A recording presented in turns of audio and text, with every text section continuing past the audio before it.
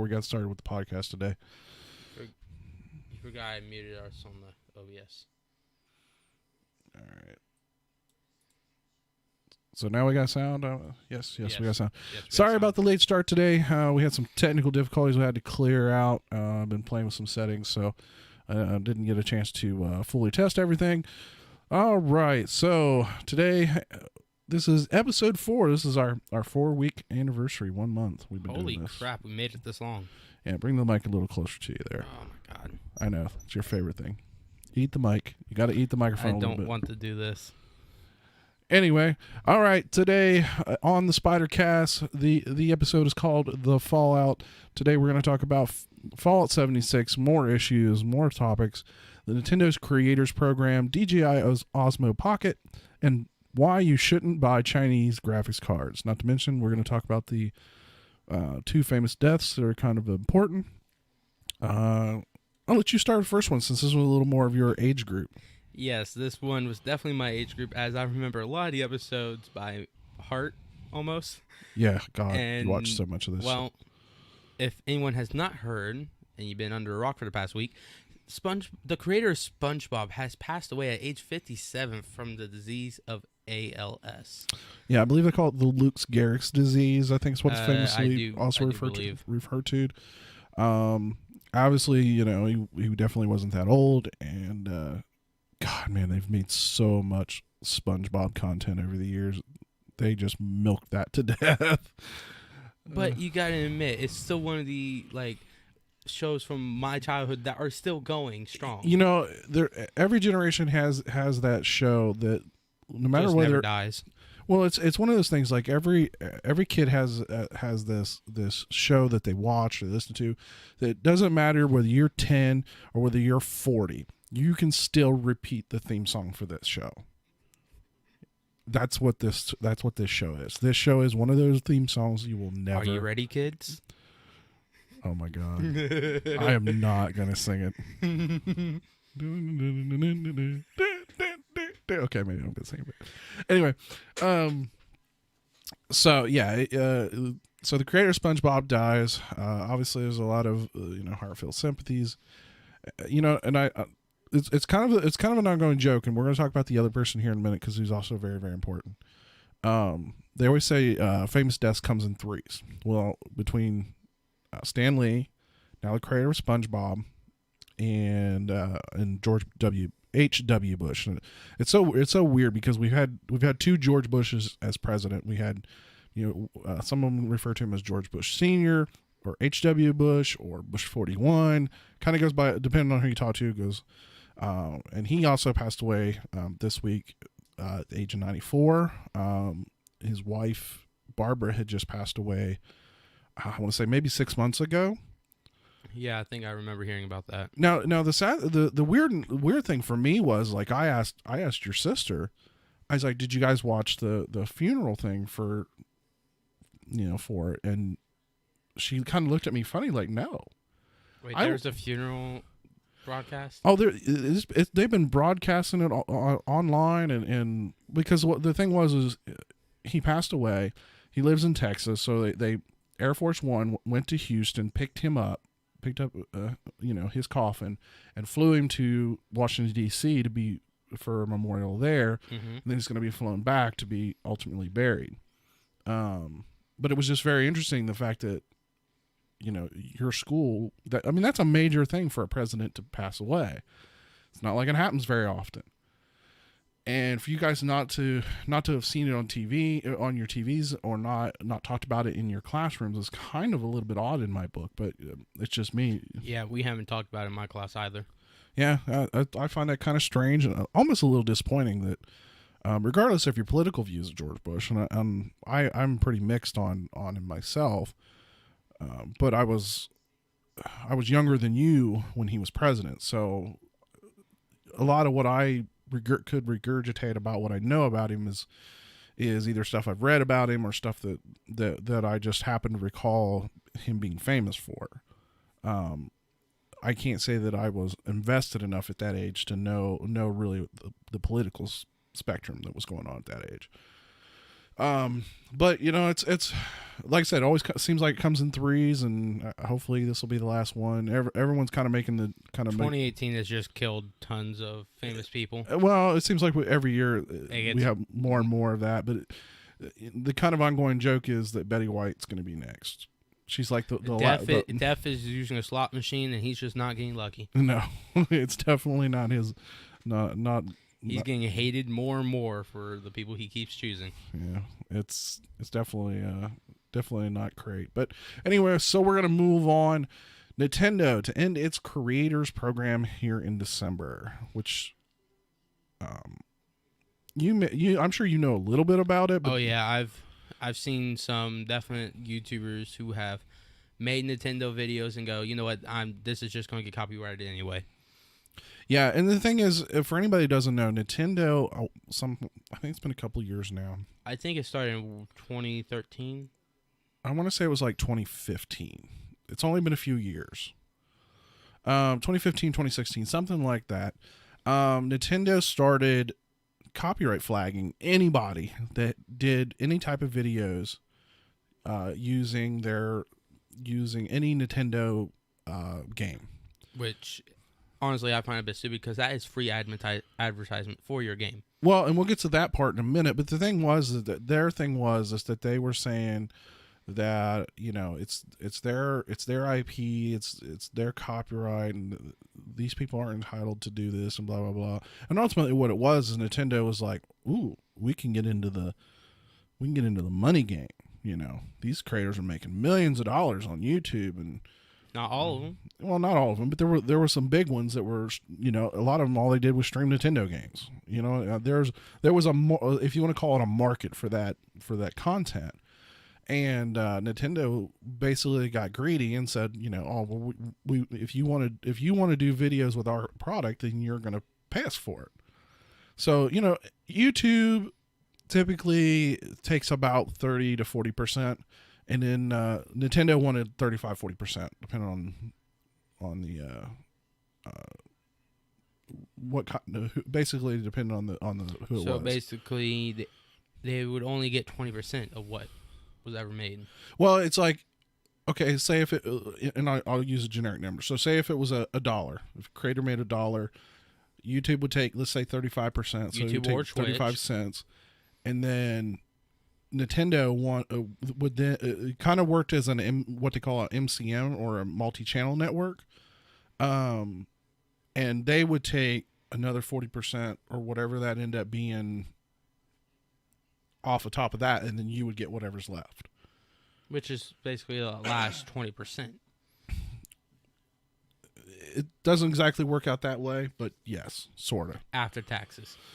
But I mean, it's completely ridiculous why Nintendo did this, and everybody was pissed off, and it finally got to the point where hardly nobody was doing content with Nintendo. A lot of them just said, screw it, I'm not dealing with it, I'm not fighting with them, I'm just not going to do it. So they don't make, a lot of creators did that. They just said they don't want to go through the fight, that they don't want to deal with Nintendo. So it's like, fine, if they're going to be that way, I'm not going to do your content. And I think finally it's come to that point where Nintendo finally went, the people that we're having to pay to upkeep and manage this program and do copyright claims and blah, blah, blah, blah, blah, for the people who aren't on that program, it's not worth the money. Well, no, because they're probably spending more money than they're even making. There's no way that they're not spending more money than they would have been making. Because like I said, a lot of creators basically just snubbed their nose up at Nintendo and said, screw you. I mean, that's essentially the way it ended up. So Nintendo's basically they're gonna allow streaming, creating videos of their content, and see here it says that it would in December. When in December? I don't know if it's like obviously we're in December. I think it's at the end of December. So I think at the beginning of 2019 it would be over. Right. In 2019 it'll be final. So basically, here's what they're doing. It's going to be what they call creative and creative input and commentary. So for people who's doing like Twitch and stuff like that, playing games and stuff will be fine. But what they will not allow is reposting of just gameplay, trailers, or tournaments. Will not be permitted to be posted online. They will flag those. And then, but anything else is pretty much fair game at that point, and they're no longer going to take a cut. And it's really stupid, but it's funny that they announced this right before their biggest party game, which is Smash Brothers. Oh yeah, which one is it this time? Smash Brothers Ultimate? I don't remember. I'm not the biggest Nintendo fan, so I don't. I could probably get that information at 10 o'clock tomorrow morning. It's fine. But I know it's coming out here in the next week, within the next week. And so they also made this before any of the right. They basically announced this right before that game release and Game Awards. Well, and the Game Awards too. But that's going to open them up to allowing people to stream their gameplay, and whatnot, and do honest reviews. Because that's the other thing too. People who were just reviewing standard reviews of their video games were getting flagged for copyright, and that's the thing. That's a little stupid. When it was like if it had even just a few seconds of their video, it would instantly get flagged. I heard someone was so bad if they even showed the Nintendo symbol in their videos, they were flagging it at some point.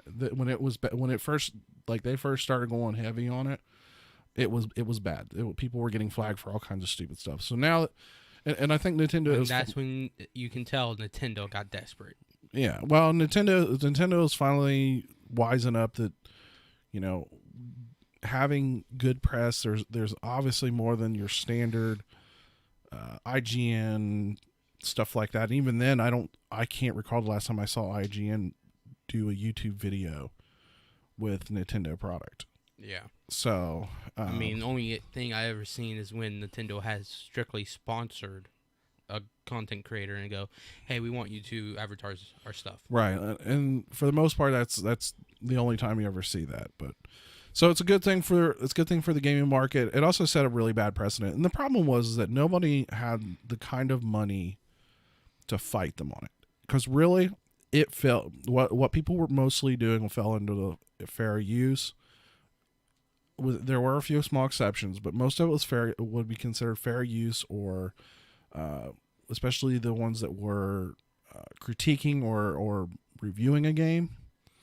Certainly fell into that as a because journalism, the word of journalism is not the way it used to be. I mean, anybody can be a journalist at this point. So, okay, I'll let you move to the next topic because that's going to be. So the next one is, if I'm reading this right, Obsidian announces their next big game at the Game Awards on December 6th. Yeah, if you go onto their website, it shows. Yeah, see, it says a special message. It says here.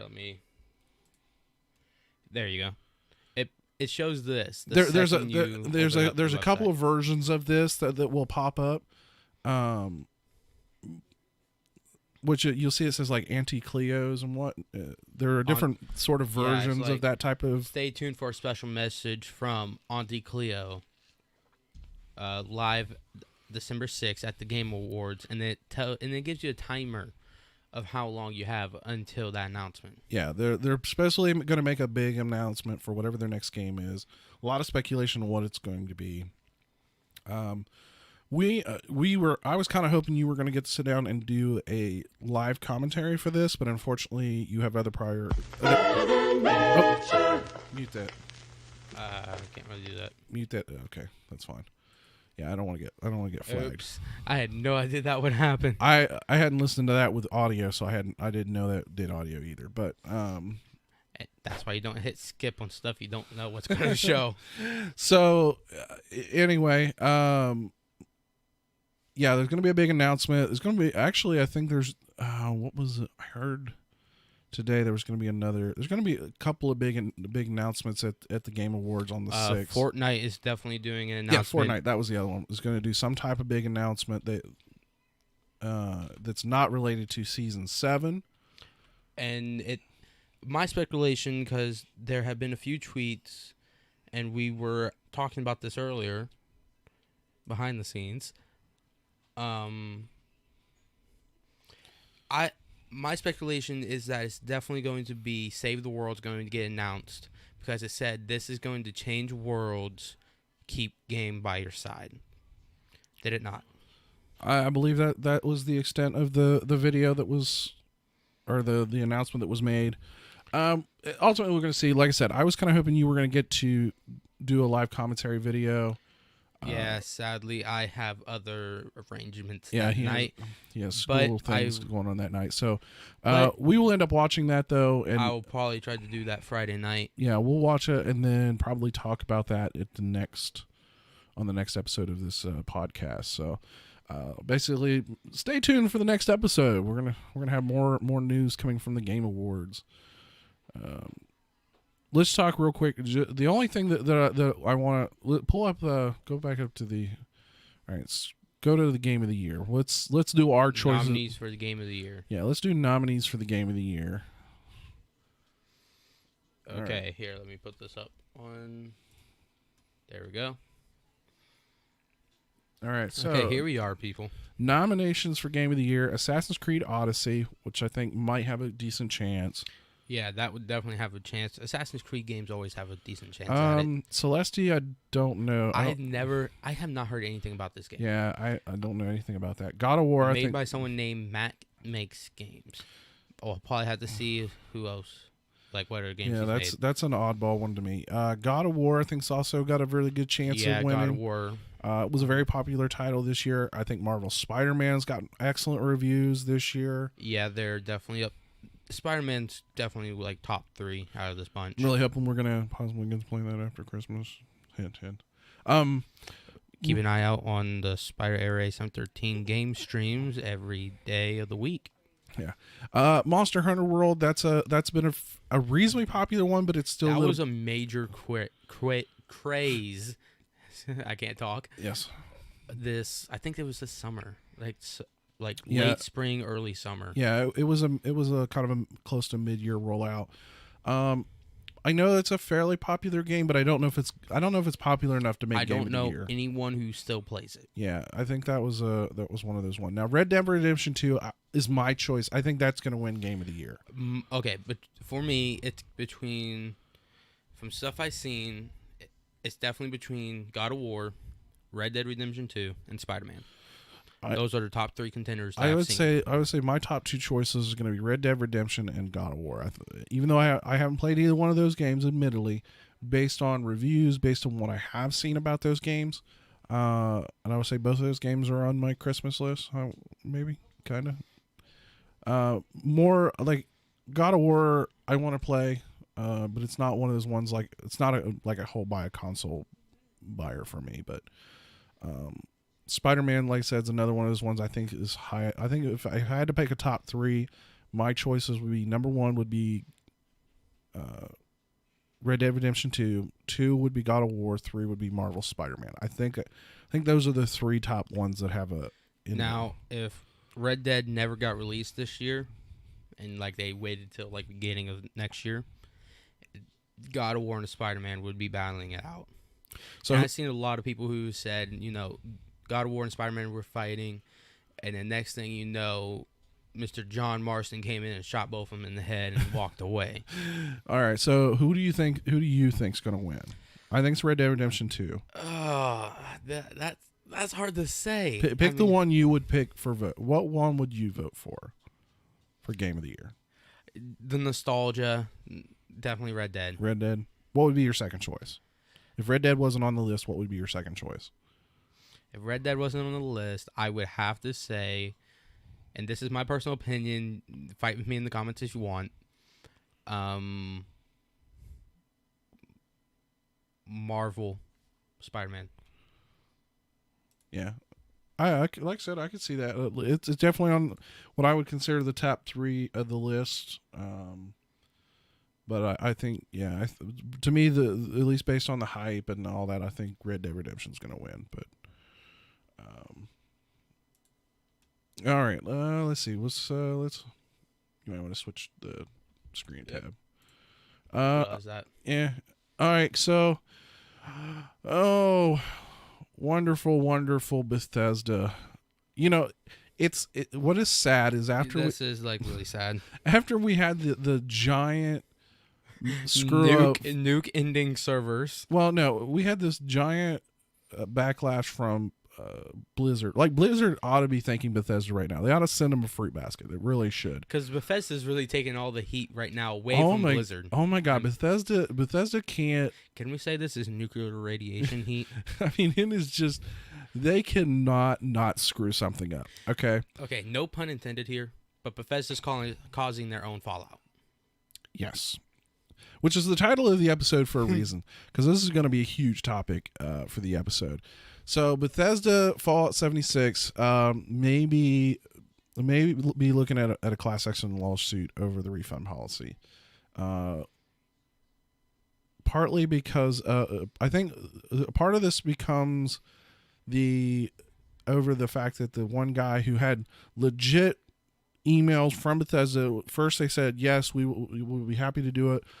We just don't have the ability to do it just yet because the game just released. We'll let you know as soon as it can. And then almost immediately next day after, they come back and said, no, we can't. Our policy says we're not allowed to do it. But considering the amount of problems with the game and server crashes and all that, a lot of people are unhappy with the game for good reason. But if I'm right, this isn't about the game. Well, the game itself, the lawsuit that may be coming, because there's a lawyer group that is looking at is requesting information from people who have tried to get refunds of Fallout 76, and so like I said, it's a possible. They haven't filed yet, but they're fishing for to see if there's enough problems for them to do. But the bigger problem happens to come out with the Fallout 76 Power Armor Edition. Why don't you go ahead and read the rundown of the what the Power Armor Edition was. So the Power Armor Edition was something that really drove up a lot of speculation and just a lot of hype, because this is something that Bethesda has not done before. Not just a game, but they've done a collector's edition for every single Fallout. But this type of collector edition is what I'm trying to say. This is probably the biggest collector's edition, physically biggest that they've ever done. So what they did and this is called the Power Armor Edition for a reason, is that they gave you a wearable power armor helmet that had a working light, if I am right. Oh, it's got a bunch of little cool things, and I wanted one so bad, but it's one of those things, like, the moment they announce it, it goes on the website and it's out. Like, you literally have to be your finger on the button ready to buy, and I hate it. I hate the way they do it. It's always at a bad time of the year. See, they announced this stuff at E3, and then the second E3's over, it's like, oh, it's already sold. Yeah, literally, you can't even finish watching E3 and be able to actually order one. And here's some of the other things that actually came with the Power Armor Edition. It came with an exclusive steel case, notebook? It's a still. Or is that for the actual game? Here's the funny thing is, the Power Armor Edition, $200, doesn't include the game. Does not include the game. Does not include the game. Okay, Bethesda, can we have a chat? Yeah, this is the first one that's ever been like this. I don't understand. They could have made this thing any price they wanted. They chose $200. Okay, that was They could have just included the game. Yeah, they could have thrown another $50 in there and gave us the game. Now, see, I definitely understand $200 for the helmet. Yeah, the helmet. That's $200 alone, but they gave us everything else, right? Almost basically for free. So you're getting the helmet, you're getting the steel case box for your game. So when you actually buy the game, you're getting collectible Fallout figurines. You're getting a glow in the dark world terrain map I of think the that would be- actual map of That would the be game. pretty cool, actually. I haven't seen anybody like show what that looks like in glow in the dark, but I think we still have like the Fallout 4 special stuff. We just need to like put it up. But a Tricentennial Edition bonus digital items code. yeah. So basically what you end up doing is you buy the Power Arm Edition, and you can buy a regular version of the game, and it basically turns it into the Tricentennial with the Power Armor Edition kit. And then this is where some of the lawsuit, I do believe, is coming from. It's because of this Canvas West, what is that, tech duffel bag? Yeah, it's it's a West Tech. It was supposed to have been a canvas duffel bag. The lawsuit was way before this. This only just came out in the last week because this came out after the game. Okay. So people started receiving their copies of the Power Armor Edition, and lo and behold, what was to be a canvas duffel bag was a nylon duffel bag. And I'll show a picture of what this thing looked like. That's the nylon So duffel bag. yeah, up on screen is the picture of the nylon bag, and it's so cheap.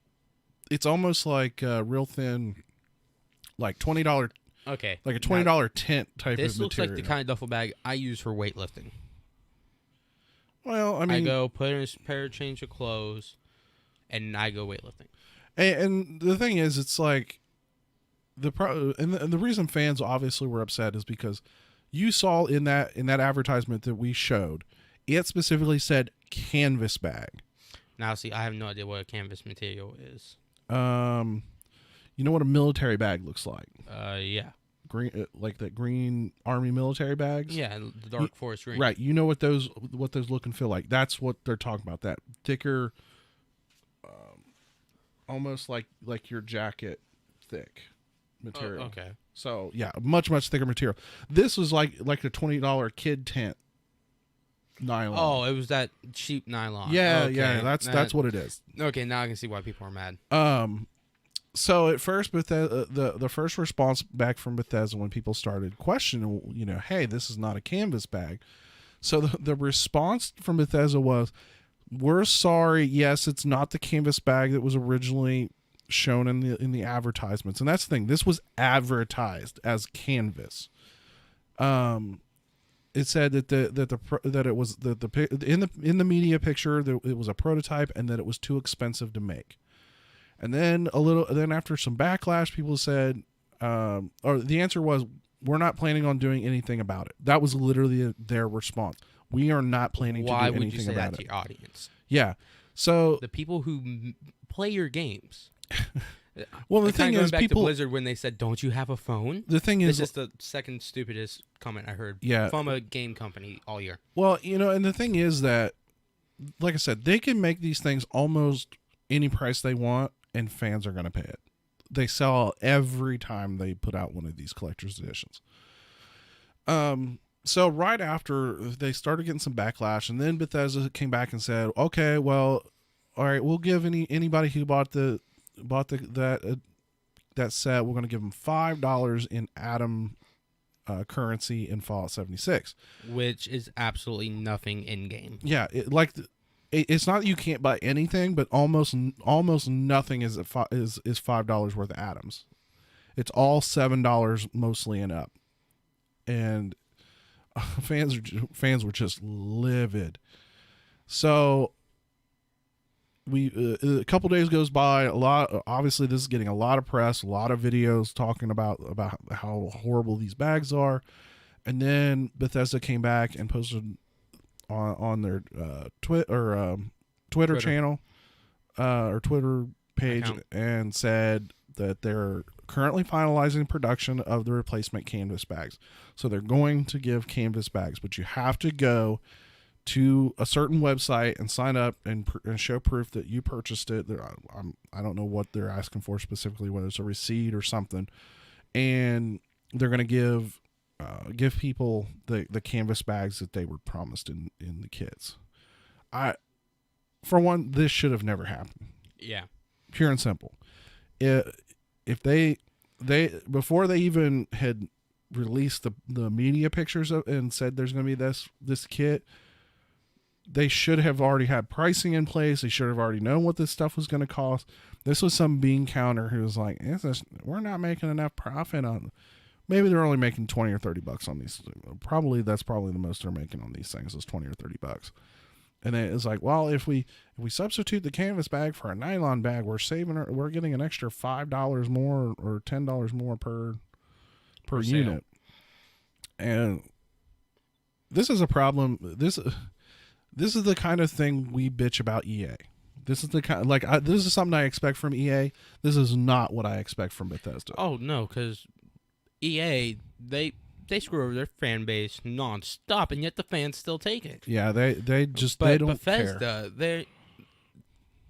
They have definitely taken the downfall for this game. Yeah, they definitely they're making a bad rep for themselves just from this game alone. Screw everything that they've done in the past. This game is ruining them. Yeah, they don't care. EA doesn't care, but Bethesda really, their marketing department needs to get fired. Pure and simple. They need to. Are we talking about EA or Bethesda? Bethesda. Bethesda needs to. Their marketing department and needs to take a hike. They really need to rethink what their goals are.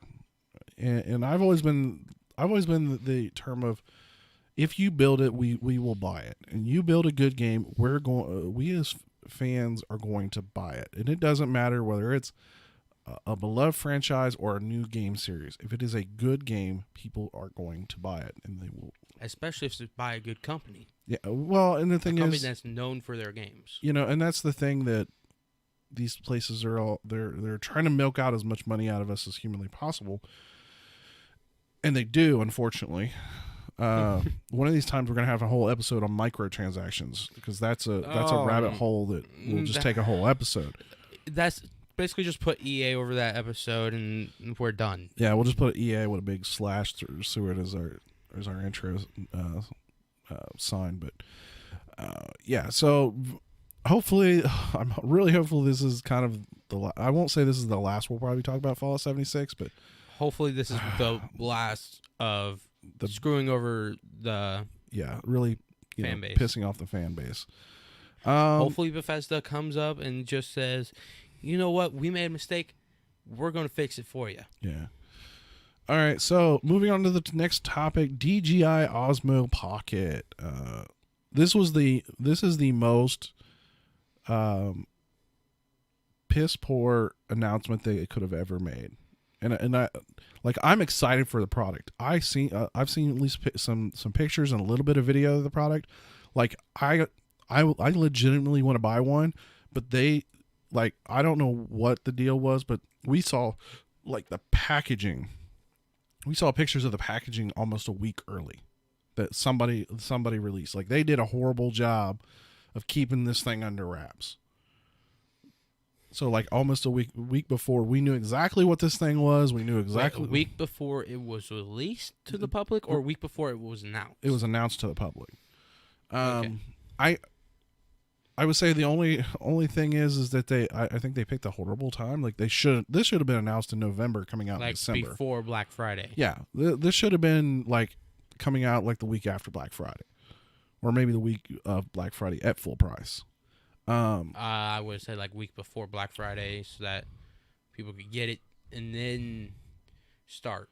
But yeah, I'm highly interested in this product. It's small, it's 4K, it's fully stabilized gimbal. It records at 100 megabits per second, which is not the best in the world, but it is very good. Especially if we're talking YouTube style video production.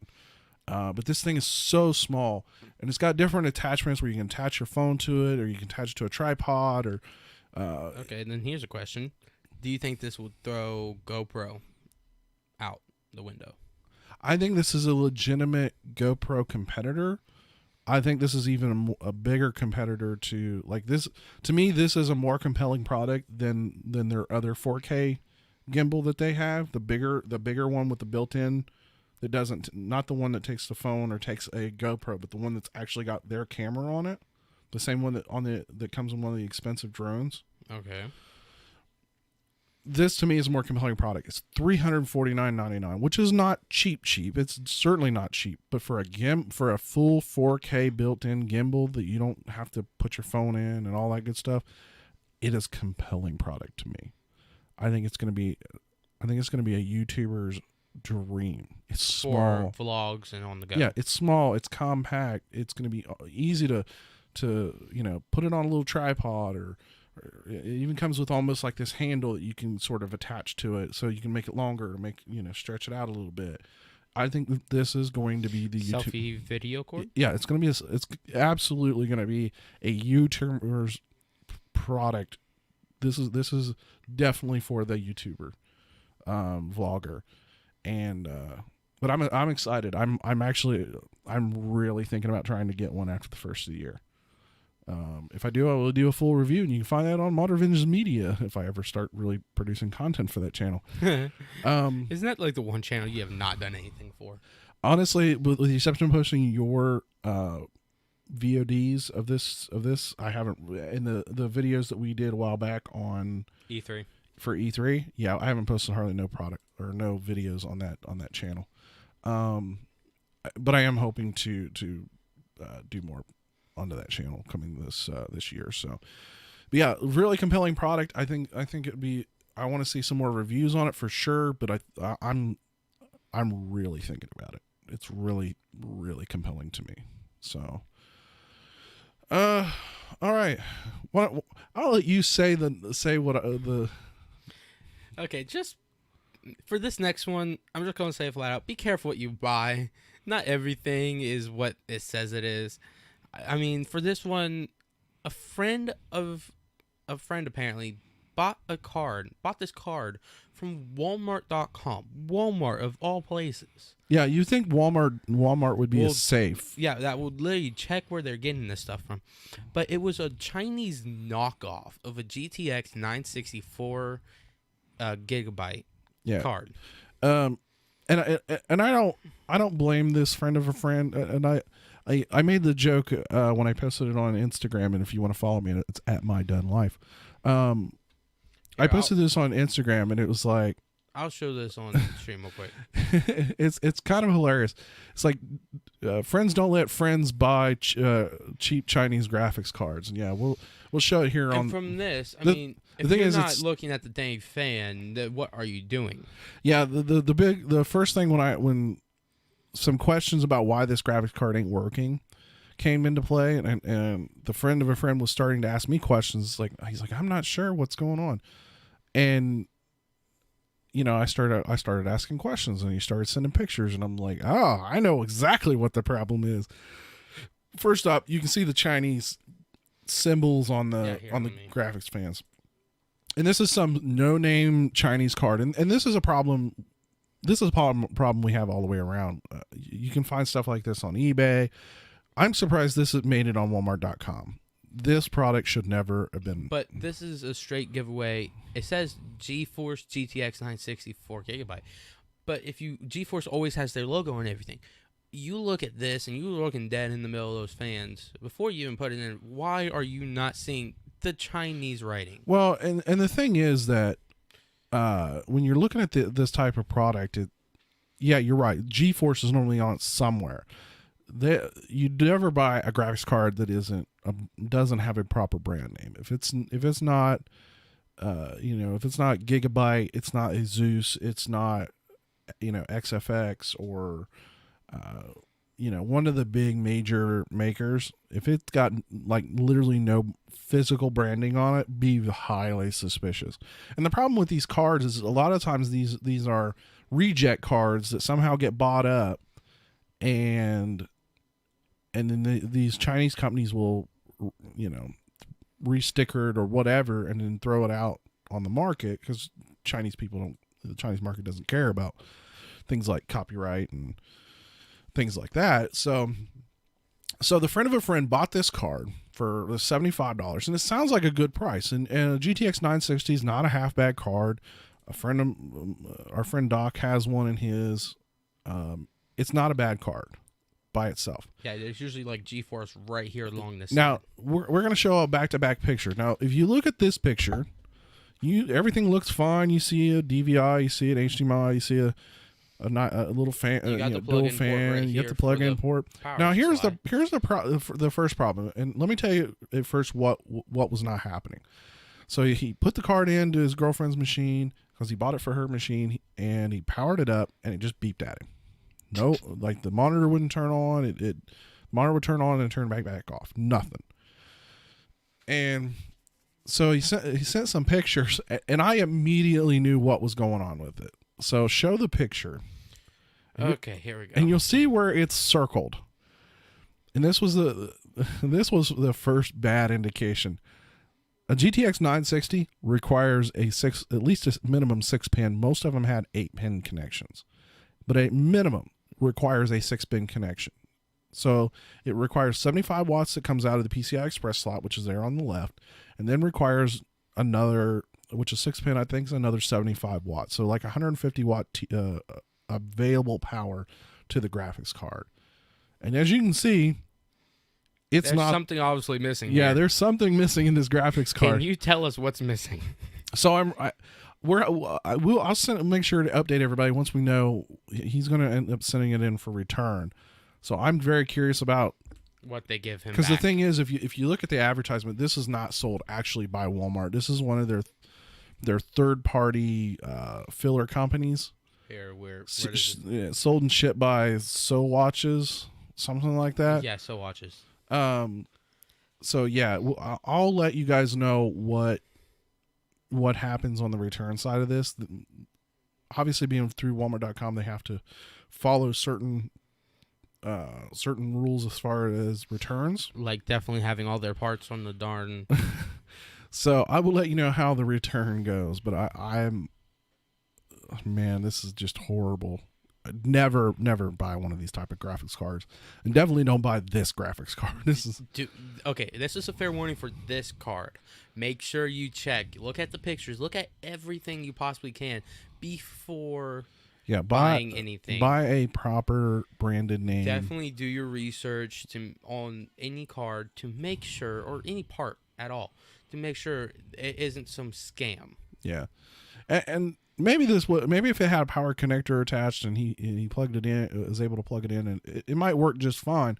But I've seen a few of these type of graphics cards bought by YouTubers. I think Linus has bought one. I think Steve from Gamers Nexus has bought one, and they're not worth it. They're junk. They're poorly constructed.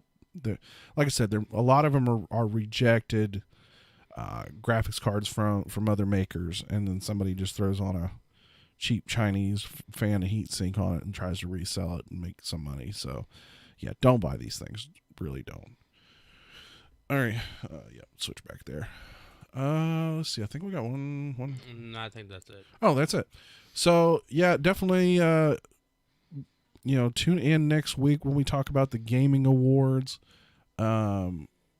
We definitely tune in this Friday because I do believe I will do a stream over the Game Awards, because I think I will watch that this Friday and give my reactions. Yeah, and if we don't, like I said, we'll talk about it next week. We'll talk about who won Game of the Year, which is kind of the big one, and it'll be an interesting show. I think we'll, like I said, we got a couple more weeks for this year that we'll be doing the show, and then we will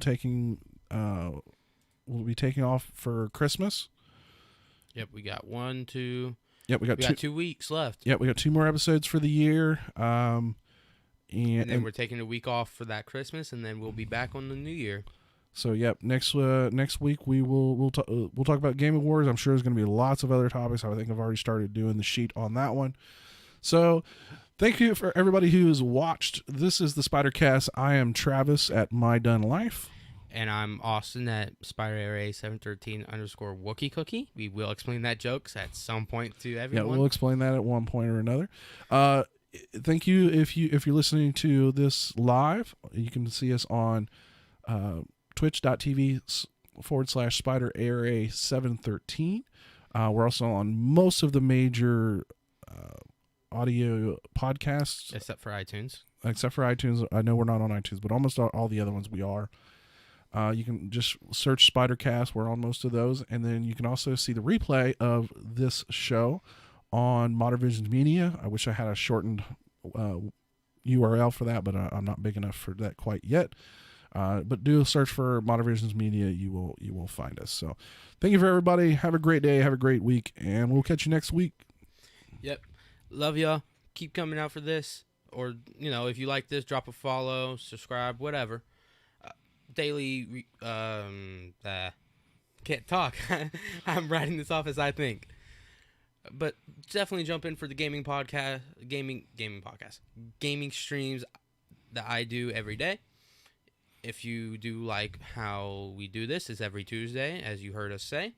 Between 8 and 8:30. We're kind of somewhere. We've been sticking between 8 and 8:30. Yes. So somewhere between 8 and 8:30. 8 and 8:30 Eastern Standard Time, 7:30 Central Time. I'm not even doing Pacific Time. That math hurts my head. Have a great day. Have a great week, and we'll catch you later. Yep. See y'all later.